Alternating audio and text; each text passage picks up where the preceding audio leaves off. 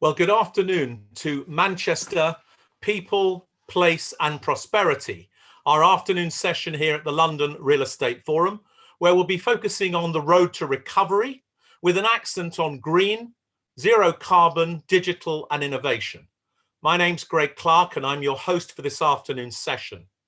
Both the City of Manchester and Greater Manchester have recently published new economic visions, focusing on how we can create a Greater Manchester which will support a Greater Britain, and how we can power the recovery of the City of Manchester. This afternoon, we'll be talking about how that recovery can be clean, can be green, can be innovative, and can make the most of technology whilst including people in shared prosperity. Our speakers this afternoon are Councillor Sir Richard Leese, the leader of the City of Manchester, Mayor Andy Burnham, the Mayor of Greater Manchester, Arlene Van Borsch, who's the Development Director for the Mayfield Project at UNI, John Holden, who's Associate Vice President for Major Special Projects at the University of Manchester, Chris Oglesby, the CEO of Bruntwood, and Paul Pavia, who's Head of Development at MEPC Hermes. On behalf of all of us, let me welcome our speakers. Let me remind you that we'd like you to send your questions to the speakers through the Q&A function during the course of the session, and we'll deal with those questions towards the end. The format is that Sir Richard and Mayor Andy will speak first. Then I'll put some questions to our distinguished panelists, and then we'll open up into Q&A. So without further ado, please join me in welcoming the leader of the City of Manchester, Sir Richard Leese. Thanks, Greg, and good afternoon, everybody. And Greg, can I say to you, we missed out last year on our working together session, so it's great to be working with you again today. And you talked about two strategies. I have to say the two strategies are very much connected. The City of Manchester strategy obviously sits inside the Greater Manchester strategy. It just gives more detail particular to the city within that context. And we are talking about recovery from COVID-19. We clearly are still in the middle of a health crisis, but we started planning and indeed working on recovery whilst we were in the middle of that crisis, because there is no time to be lost, because alongside the health crisis, we also face an economic crisis as well. Greater Manchester launched its recovery strategy in November last year, the city a week later. The Greater Manchester strategy is building a Greater Manchester, making a Greater Britain, and it is very much a looking forward document, not looking back. Having said that, though, it is based on the Greater Manchester Local Industrial Strategy, published the year earlier, and that was very much evidence-based, and particularly on the evidence of the independent prosperity review that was carried out to inform that. The recovery strategy sets out our vision for a greener, fairer Manchester, fairer in the sense of equality and equity, as well. It's already a beautiful place, but we want it to be fairer in other ways as well. And the strategy was very much prepared in partnership, particularly the partnership between the Combined Authority and the Local Enterprise Partnership in Greater Manchester. And obviously, Andy's going to talk a bit more about the detail of that strategy. Headlines very much zero carbon at the heart of it, and Greater Manchester has that ambition to be zero carbon no later than 2038. Very much information-based, research and design, health innovation, digital, where now Manchester is second in the UK for digital investment. And one of our particular strengths, advanced materials and the advanced manufacturing that goes alongside that. All of that is encompassed in a major strategy for the whole of the city region, which one of our speakers, Chris Oglesby, chairs, which is the Innovation Greater Manchester element of that strategy. Within that, the city's own strategy, 4 big planks within that, alongside a people element. Alongside the people element, and we shouldn't lose sight of that people element, it runs through the whole thing, the notion of fairness, innovation, public realm, retrofit that zero carbon agenda again, and then particular opportunities that come out of North Manchester through the Oak Valley and Collyhurst and North Manchester General Hospital side. Very ambitious plans, but also very deliverable plans. But for that overall sweeping Greater Manchester plan, to tell us more about it, can I hand over to the Mayor of Greater Manchester, Andy Burnham? Thank you very much indeed, Sir Richard. Good afternoon, everybody. Thank you for joining us and for giving us this opportunity to update you on where we are. Richard and I have been in a positive meeting this morning around the progress on vaccination in Greater Manchester, and like elsewhere in the country, it's going really well. And we're seeing better coordination, national to local. And I think the issue from here is let's keep that now into recovery, because recovery can't be driven purely from a national level. It will need everybody firing on all cylinders, pulling in the same direction, such as the scale of the task that lies ahead of us. And I think it needs to be a recovery characterised by three things. As Sir Richard has said, a green recovery. The drive to a zero carbon UK needs to accelerate now, because there is the potential to create thousands of quality jobs within the green economy.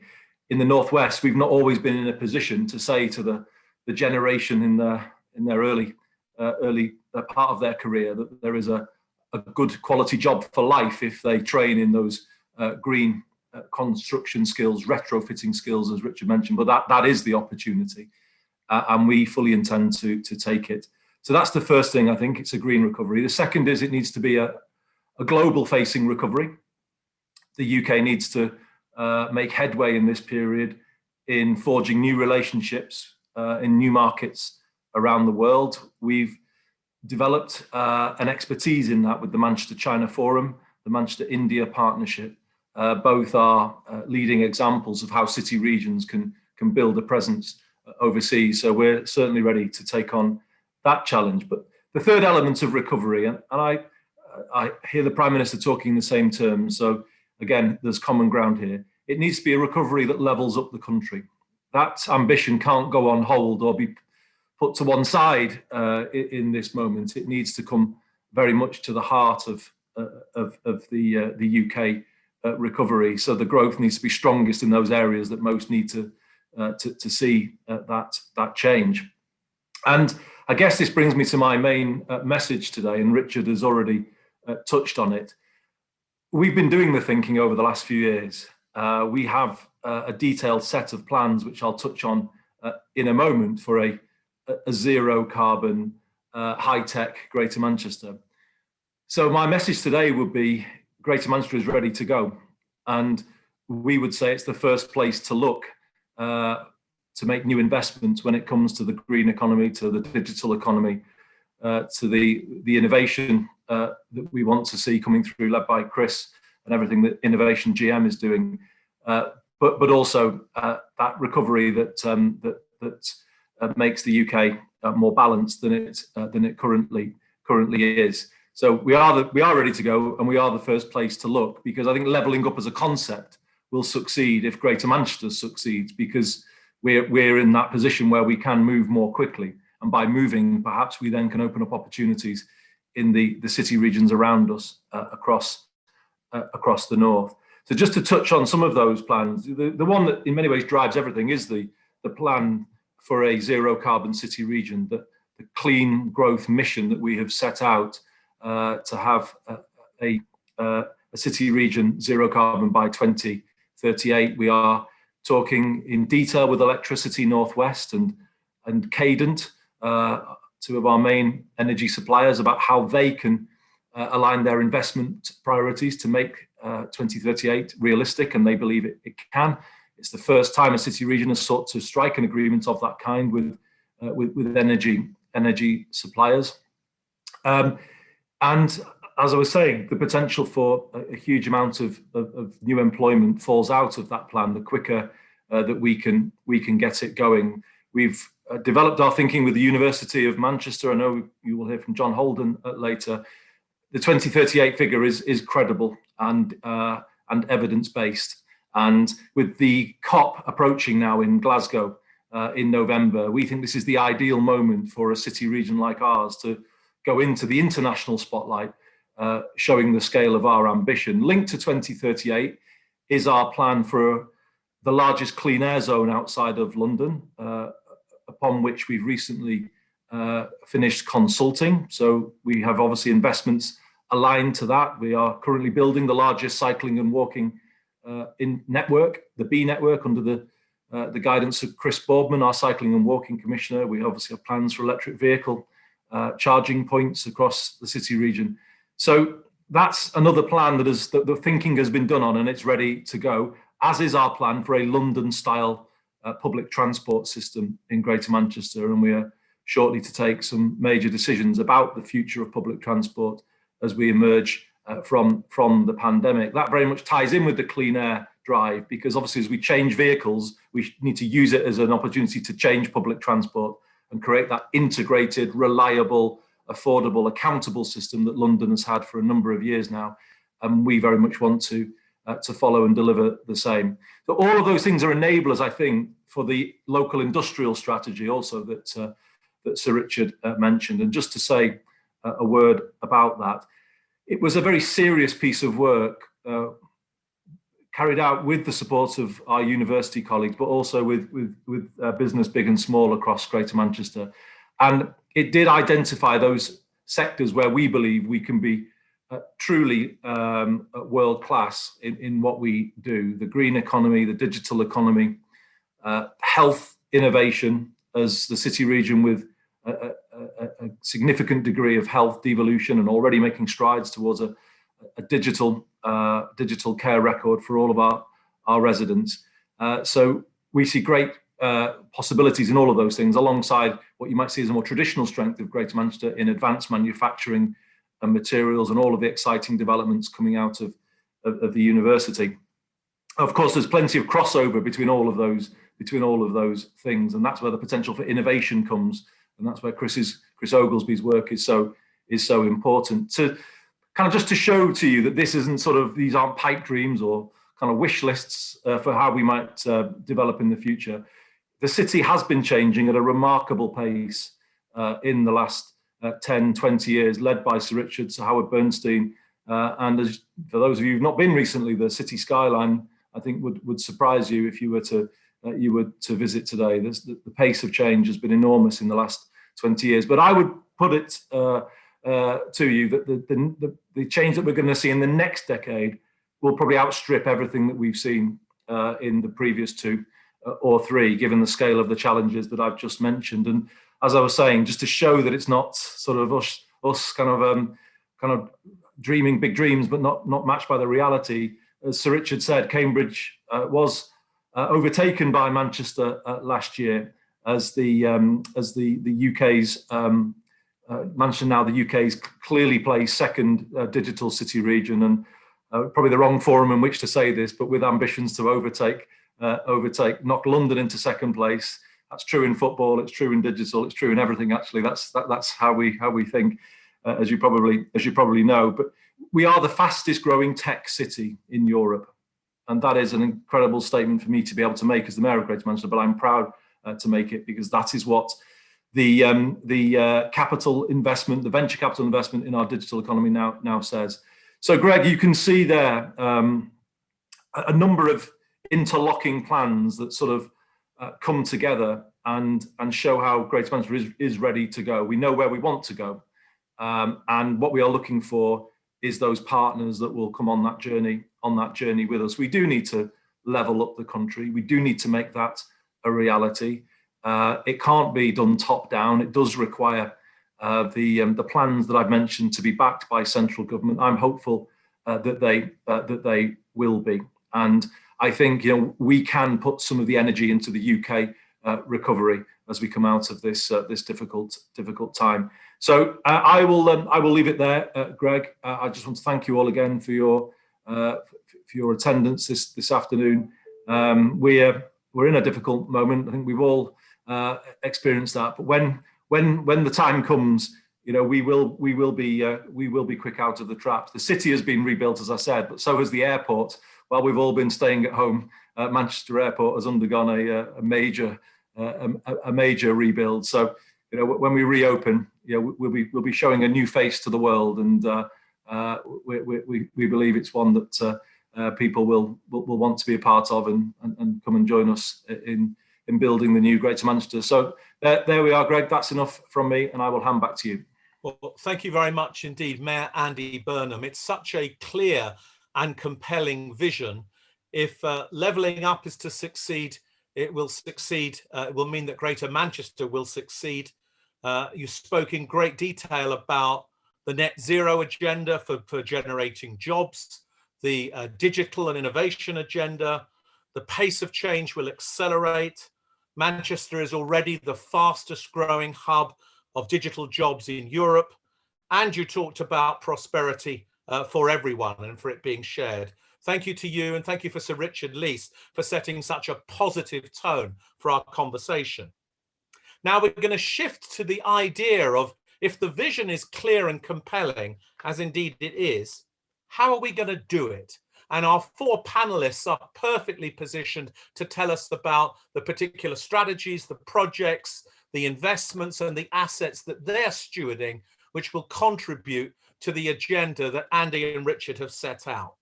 I want to firstly welcome Arlene van Bosch. Arlene, you're at UNI, and you're planning to make Mayfield an utterly inspiring development with a compelling green agenda, including, as I understand it, a new park. What led you to have this ambition for Mayfield, and how will it impact Manchester as a whole? Thanks, Greg, and thanks for giving me the opportunity to speak today on behalf of UNI. I think we've got to go back to first principles. Firstly, we've had to look at actually what it is that Manchester needs. Economic recovery post-pandemic is critical, and it's number one on everyone's agenda. But Greater Manchester, as we know, has been hard hit by the pandemic. We've been working in partnership with Manchester City Council and our wider Mayfield partnership in London and Continental Railways and Transport for Greater Manchester, as well as businesses such as the United City campaign. And there will be a concerted effort to persuade individuals and the corporates to return back to the city centre. There's 2.8 million people across the Greater Manchester area, and we know that each one have been affected in some way by the pandemic. I think latest stats indicate that 30,000 people have lost their jobs in the city region. So the onus is on us to try and persuade that return back to the city centre. We'll do that through green growth. So the Greater Manchester Local Industrial Strategy puts low carbon front and central with academic-led clean tech. And that's seen as a key growth area to assist Manchester in meeting their objective being carbon neutral by 2038, as mentioned before. Inclusivity and social mobility, that's probably a bit where I'll talk a bit more today, but there's definitely an acceptance that sub-regional disparities do exist across the Greater Manchester area, both in economic opportunities, but also life chances.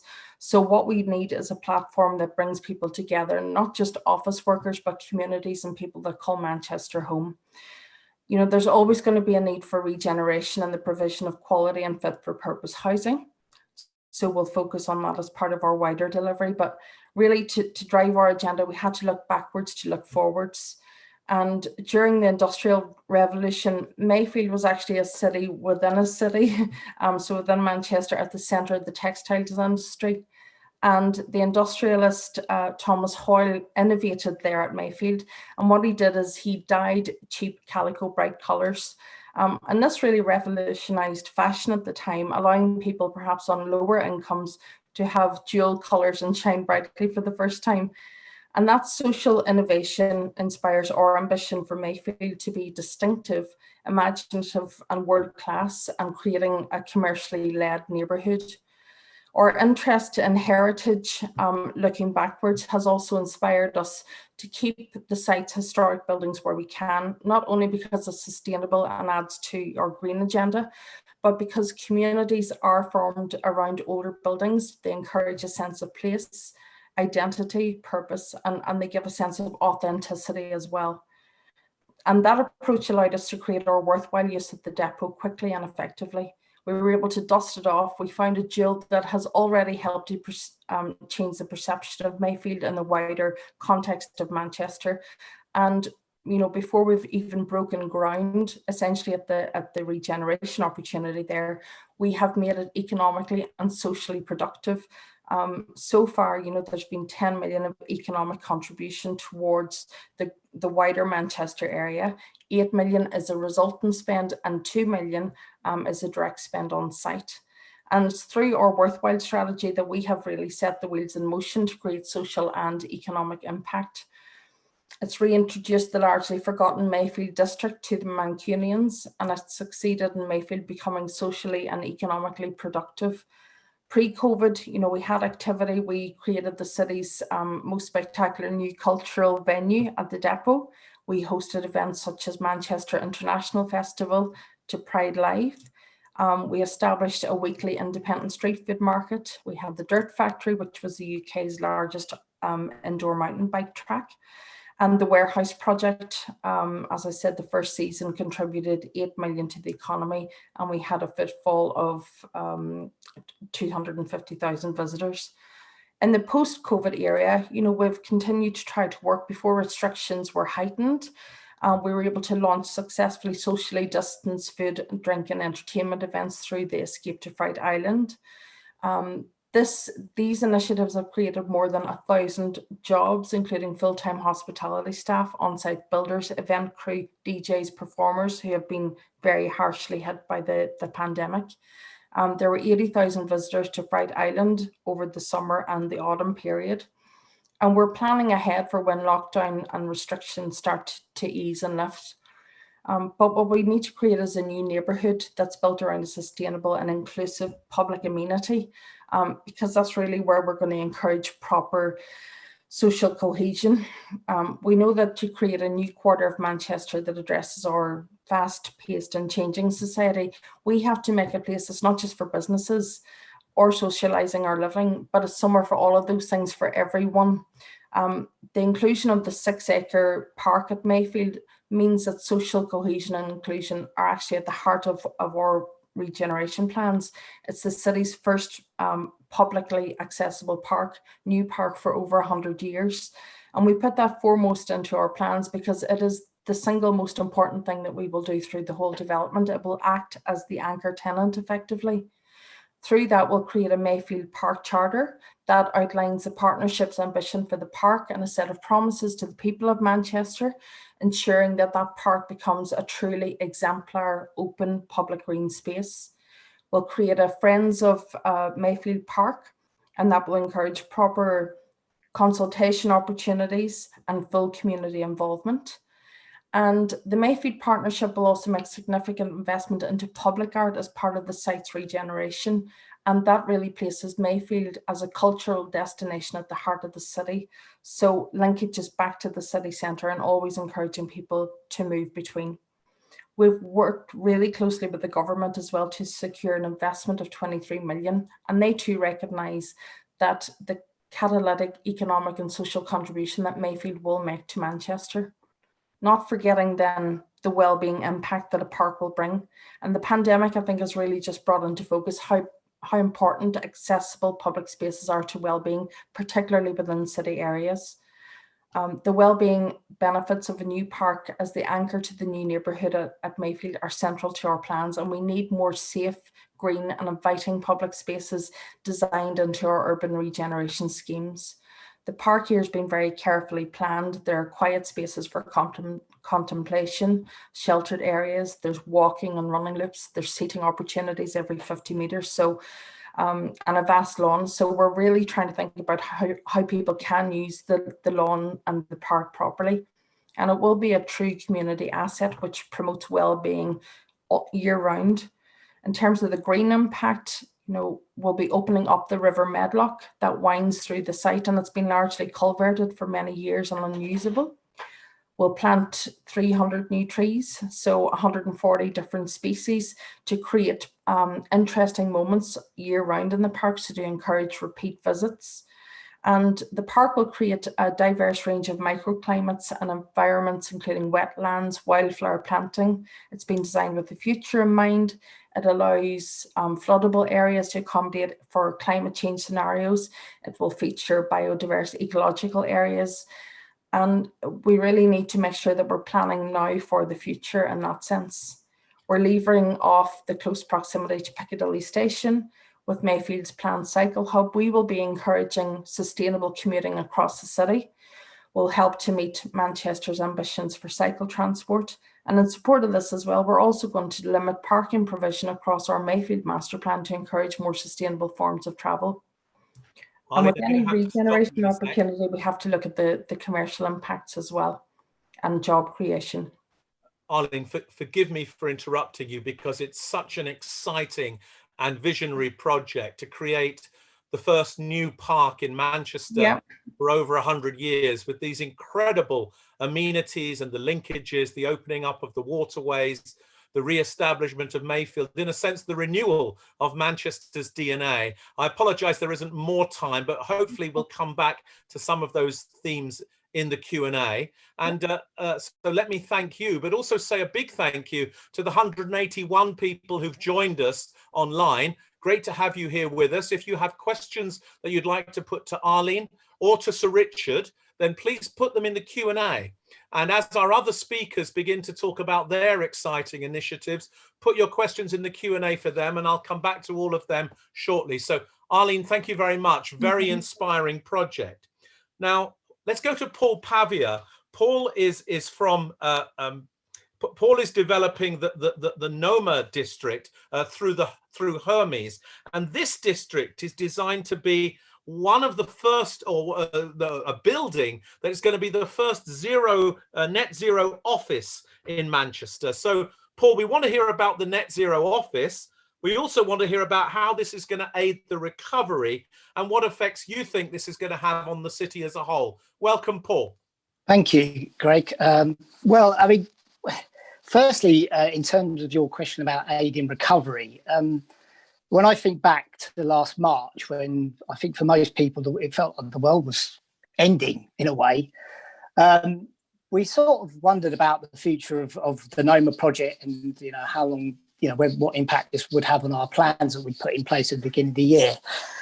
And actually, with the great support of Federated Hermes as the fund manager and BTPS as the investor, British Telecom Pension Scheme, that is, we just progressed with our plans with almost minimal delay. And I think that was really important, because in a time of great uncertainty, it was important to demonstrate that what was happening was very much in the here and now, that it was something that was temporary, and that we needed to keep with our vision for developing Noma, but also for the vision for the development of Manchester as a city.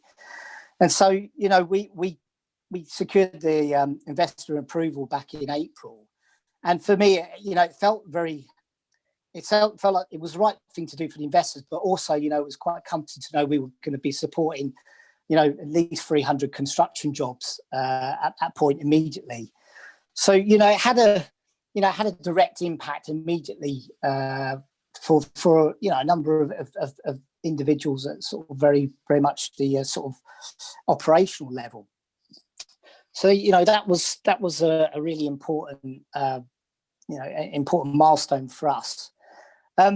Going on to the next thread, which is about net zero, and that's the challenge of our time now, isn't it? I mean, we're very much focused on COVID, but actually COVID seems to have stirred people's emotions about the planet, realizing that all that the sort of comfortable lives that we've been leading can be really upturned in a heartbeat.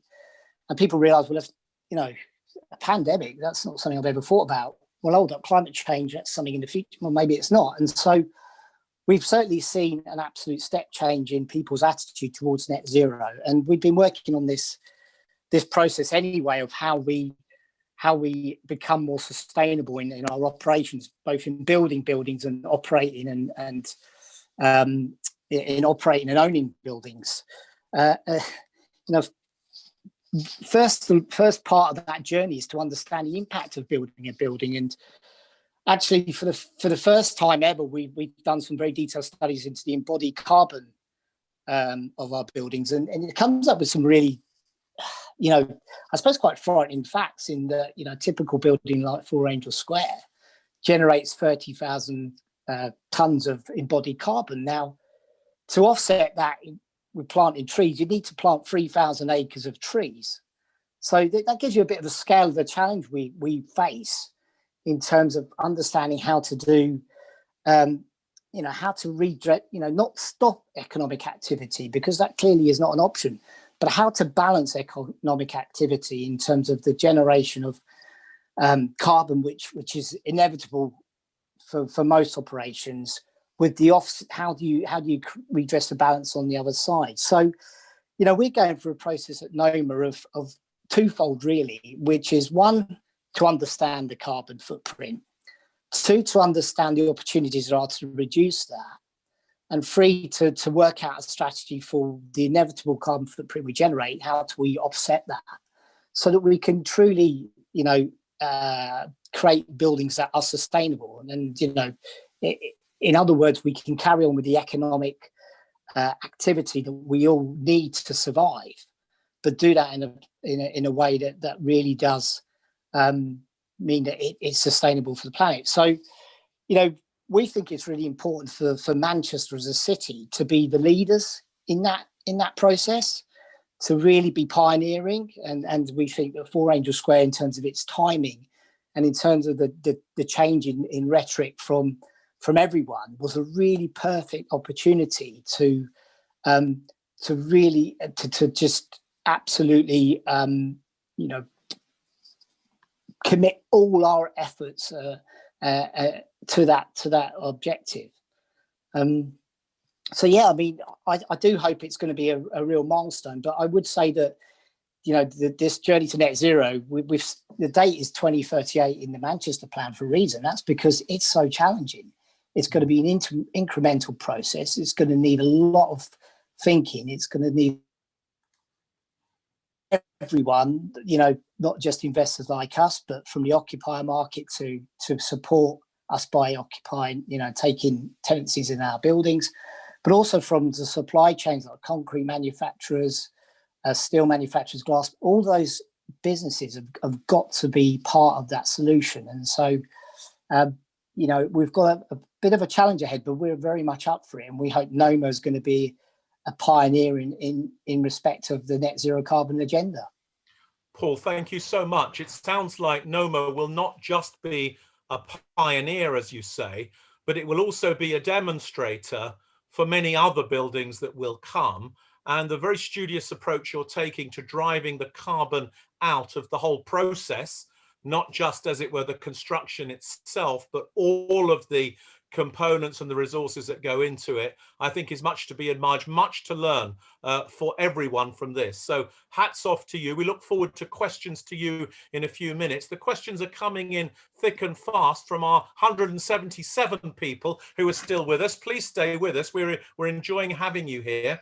And we're going to go immediately now to Chris Oglesby. Now, you already heard that Chris is a chief executive of Bruntwood, and you've heard from Mayor Andy Burnham. He's also playing a leading role as the chair of Innovation Greater Manchester. So Chris, Bruntwood obviously has a renowned reputation as an investor and operator of innovation space. And it's also been said that in Manchester, the whole city is the innovation district. So what do you think the next cycle of innovation in Manchester is going to include? And does Bruntwood have any particular plans for what it might be as part of that? Chris, over to you. Thanks, Greg. And as Richard said, good to be working with you again. So as you mentioned, through our Bruntwood SciTech joint venture with Legal & General, we're developing a network of thriving innovation districts. Currently, we're in Manchester, Alderley Park, Liverpool, Leeds, Birmingham, Oxford, and we've got a couple of other cities in the pipeline. And in that, we have the UK's largest dedicated science and tech platform. And by establishing this network between these innovation districts, we see significant value in sector agglomeration through the collaboration between our stakeholders in these different places. But as we develop the model further, we've also increasingly seen the value of how these innovation districts drive value within a place as well as between the places. The role of innovation districts has been recognised as a key plank in both the Greater Manchester and the Manchester strategies that Richard and Andy referred to. And I've worked with them on through my roles on the Local Enterprise Partnership and as chair of the Business Sounding Board. This sort of responsibility this presents a big responsibility, opportunity and challenge for our sector. Successful property development satisfies a demand. It's the satisfaction of the demand with the recurring revenue that it generates that ultimately crystallises value rather than simply the delivery of supply. Manchester's been particularly successful in recognising this alignment of interests and harnessing its property community to not just satisfy demand, but to work on how it is created as well, to invest beyond our projects on the wider ecosystem. And today, I'm going to talk very briefly about how our industry needs to get behind developing that innovation ecosystem in Greater Manchester that's going to drive the economy and with it the demand for property as we emerge from COVID and navigate the fourth industrial revolution. Yeah, Andy articulated very clearly, as you said, how Manchester's uniquely positioned to lead nationally in this. At its heart, at Manchester's heart, the Oxford Road Corridor is the UK's densest innovation district when measured by the concentration of its commercial, academic and health assets. And a lot of work's been done on the Oxford Road Corridor to develop its innovation ecosystem between the partners. And John Holden will talk more about the next chapter of this shortly. The Oxford Road Corridor, though, sits adjacent to the UK's most enterprising entrepreneurial city centre, which in turn then is surrounded by 10 local authority boroughs that are increasingly focused on what have been their neglected economic assets, their town centres and their industrial parks. So the next step for us is to broaden this innovation ecosystem more widely across Greater Manchester, to create innovation districts on our industrial parks and our town centres, focused on those local industrial strategies that we've talked about already: advanced manufacturing and materials, health innovation, creative and digital and clean growth. Our industry needs to work with public and private sector colleagues to not only bring forward the buildings, but also to help to develop the skills for these new jobs, the transport infrastructure, the venture, the private equity, investment community to support the business growth, and the international links to help these businesses develop trade. Quickly, from a Bruntwood perspective, although our main focus in Greater Manchester will remain on the Oxford Road and Corridor and Manchester City Centre, on the corridor, completing Circle Square, buildings 1 and 2, and beginning building 3. And interestingly, just sort of the proof of this change in the economy, the lettings at Circle Square are largely the corporates. These are people who I saw, and my father before me saw, disappear from our city centres in the 70s and 80s, the big engineering firms, who are now coming back because they're working with the University of Manchester on advanced materials, on AI, on machine learning, on robotics that are driving the innovation in their business. We're building a new 90,000 square foot building on Manchester Science Park called BASE, aligned around Industry 4.0, with embedded dedicated vocational training space in it. The next phase of City Labs 4, we intend to start this year building on the success of the deal with QIAGEN. Another good example of how the innovation ecosystem took what was supposed to be a 50,000 square foot lease renewal and turned it into a 100,000 square foot new build with public-private spin-out biomarker accelerator. In the city centre, we're investing another £20 million, upgrading our portfolio through the Pioneer programme that's been delivered through NEO, Blackfriars, 111 and Block. And beyond the Oxford Road Corridor and the city centre, the 2 transformational projects on the North and South Manchester hospital sites, bringing forward much needed health and social care facilities to local communities, as well as new jobs driven by health innovation.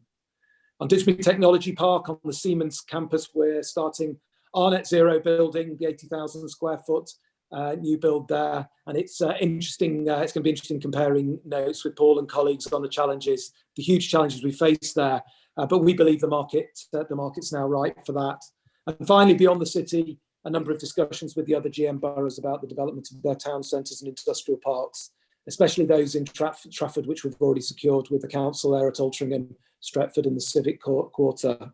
So going back to where I started, though, the success of these projects and the others discussed on this panel will come from our industry working together with public and private sector in Manchester and GM to develop the innovation ecosystem. And I look forward to working with panelists and everybody, the 179 people that are still with us, on this over the coming years.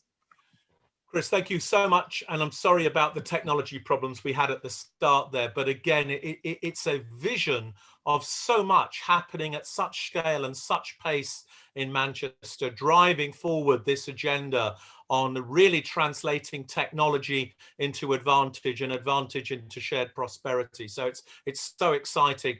I'm sure there's going to be lots of questions for you too, and they're coming into the chat. Please keep them coming, ladies and gents. We do want to hear from you. Now, last but by no means least, we're going to go to the University of Manchester. It's a great pleasure to welcome John Holden. John, you're developing something called ID Manchester. So please tell us, firstly, what is it? And then how do you think it's going to spur this knowledge economy that Chris just spoke about? And what sort of partnerships are required to make it work? Yeah, thanks, Greg, and it's a pleasure to be here. And as a university, we're really excited to be playing our part in the next stage of Manchester's transformation. ID Manchester is a £1.5 billion University of Manchester-led development to turn 20 acres of our former North Campus into one of Europe's leading commercially led innovation locations. As a university, we're really fortunate to be based at the heart of already one of Europe's leading innovation districts, as Chris has alluded to. So the corridor area is about 1 square mile, just to the south of the city centre, includes 3 universities, 5 hospitals, cultural assets, and really big private sector players. When we've been going through a process of redeveloping our campus over the past decade and consolidating our activity onto the Oxford Road site. That's freed up about 20 acres of land just adjacent to the city centre, right next to Piccadilly railway station, abutting onto our main campus, and really just a stone's throw away from everything that Arlene's doing over at Mayfield as well. As an institution, we were looking at, what do we want to do with that site, which would contribute to our long-term aspirations as an institution. And rather than just putting a for sale sign up and taking the receipts, we decided that we wanted to add to the corridor and play an even bigger role in the growth of the local area. So we're currently going through a process to establish a joint venture. We're out in the market, just in the final stages of selection for a joint venture investor and developer partner. We recognise that as a university we have land assets and we have knowledge and IP to bring, but we're not property developers, so we don't have that know-how, and we need somebody to work with us to make this centre a reality. The university has invested alongside its partners in the city and Greater Manchester and government over the past decade in a number of translational research facilities in areas such as advanced materials, health innovation, biotechnology, digital and creative. And this gives us a real an asset base which we want to open up and streamline access to businesses, so that we can create a new commercial location on ID Manchester. That's where a location where our spin outs and startups can flock to, that's attractive to new inward investment from R&D intensive firms that otherwise wouldn't be attracted to the north, and we think that's got real potential. As an institution, we've got about 8,000 researchers working on a range of areas in internationally leading sectors. We've got these facilities, we've got a set of accelerators, and we've got a really strong talent base in terms of our students and graduates.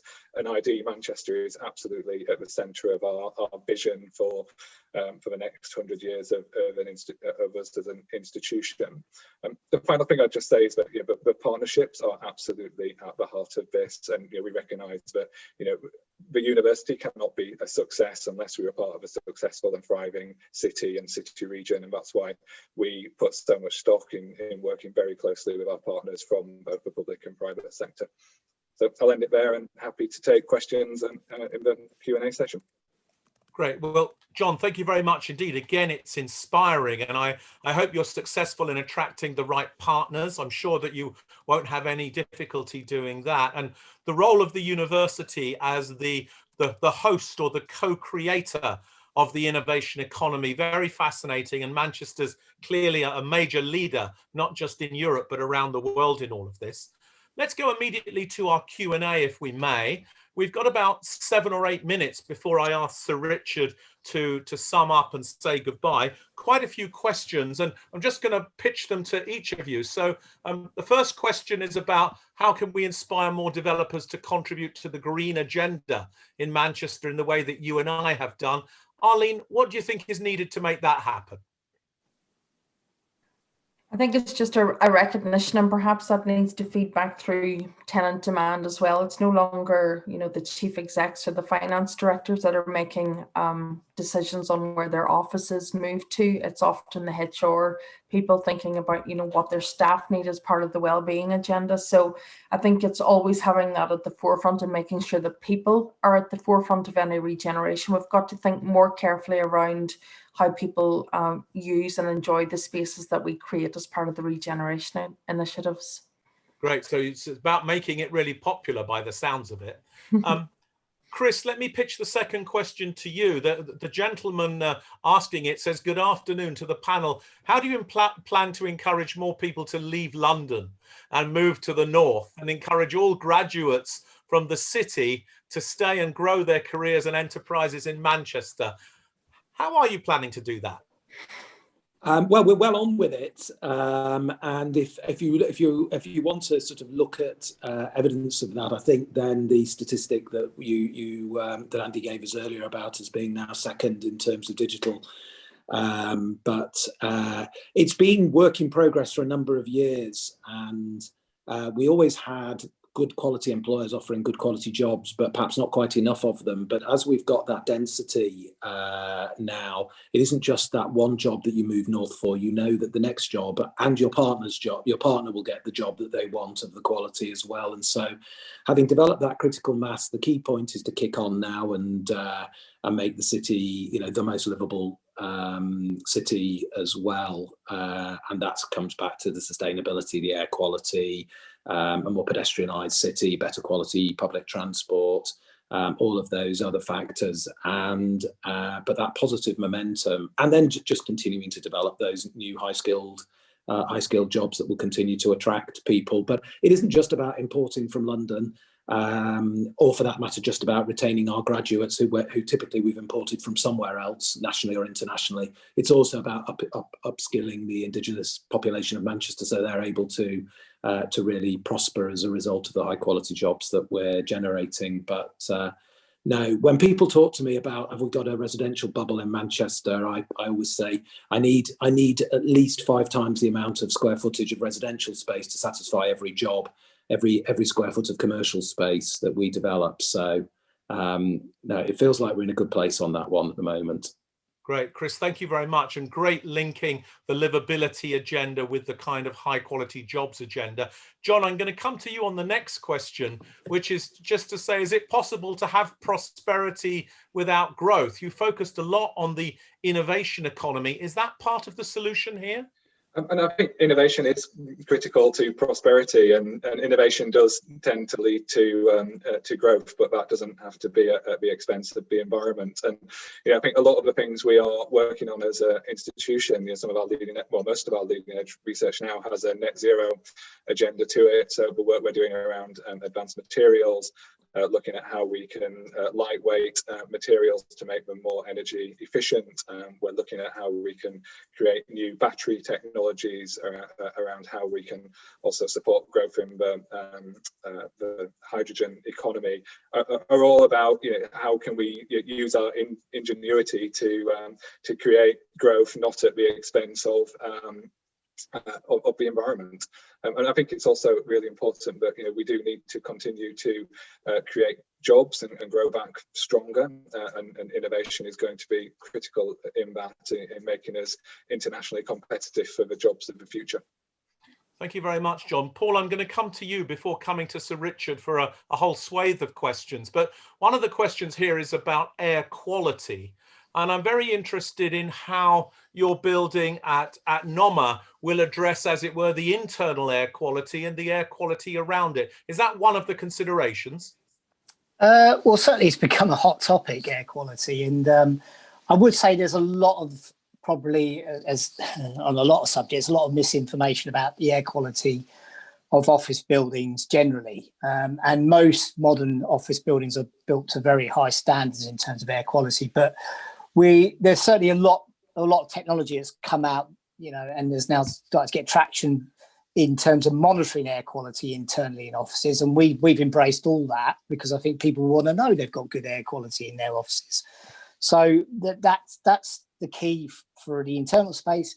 For the external space, we've got to encourage transport by sustainable means, and we again, looking at for example the sort of changes in things like cycle facilities and shower facilities in just a space of a few years. What we would have built in an office 2 years ago in terms of number of showers and number of bike racks is considered wholly inadequate now, because the expectation is that what this the current situation is going to do is make people more aware about the planet and the environment, and encourage them more to use more sustainable modes of transport. So for us it's about putting the infrastructure within our facilities to make sure that taking those choices is easy and is convenient, and then we need to work with the wider the